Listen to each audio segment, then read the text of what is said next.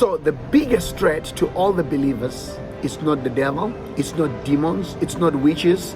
The biggest threat, you find it in Hosea 4 verse 6. My people are destroyed because of lack of knowledge.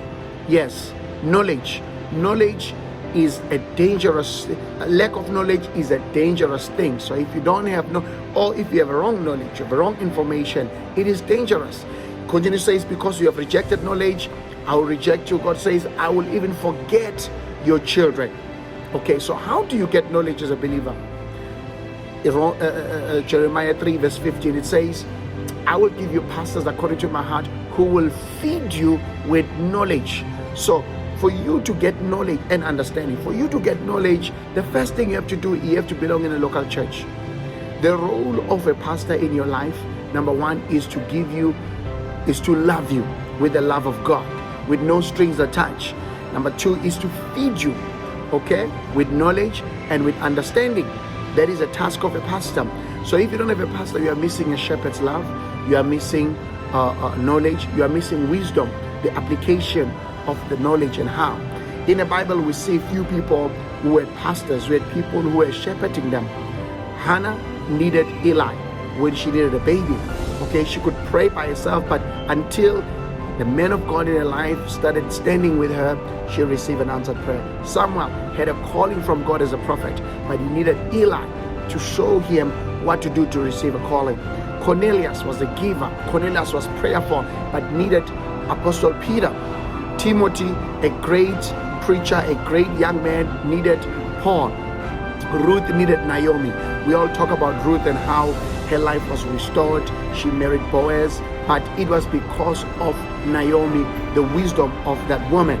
Okay? The way you perceive your pastor is the way you will receive from him. I'm going to say it again. The way you perceive the man of God in your life is the way you're going to receive from him. There's 5 ways to receive from a man of God or to receive a man of God. Number 1, you receive a pastor as a coach, okay, which means this is a trainer. Number 2, you receive as a mentor, which is somebody who's got an experience. Number 3, you receive as a teacher or a pastor, just any teacher.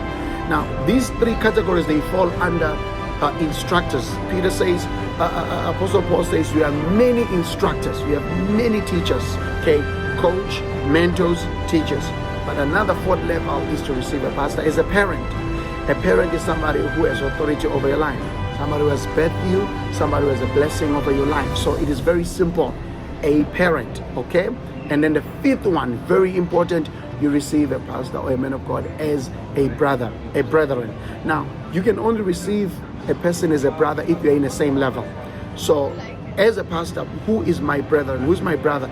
Is a pastor who's leading another church. Is a pastor who's ordained minister. That's my brother. That's my sister. Okay? So all of us, Jesus says, I no longer call you servants. I no longer call you strangers. You are now my brethren. So which means you start as a newborn again baby. You grow to be a disciple. But you must get to a level where you become a teacher or where you become a brother. You carry the same burden. Very important. Now with brothers, there's also 3 levels. There is junior brothers, there is peers, and then there are elders. Okay, so when you see or when you meet a pastor, know that he's your brother, number 1. Okay, if he is still new in the ministry, he's starting out in the ministry, or he's just an associate pastor, he might be a junior brother. Okay, but if he's leading a church, even if it's just the first year, few months, doesn't matter. He is your peer. Even if you've been leading for many years, he is your peer. And then there are elders. Elders are those who've been walking with God, used by God, have an experience. We need to learn from them. Okay, very important. So this is a 5 way you receive men of God in your life. Now at I Am Church, I am a pastor, so which means I'm supposed to be a parent to all the people that are there. The good thing is that everyone who is under my leadership will not remain as a child and shouldn't remain as a child. Those who grow, one day they'll be ordained, they'll be ministers, they'll be preachers, and they get to be peers. They get to be my brothers. Isn't that a wonderful thing? You started as a child and you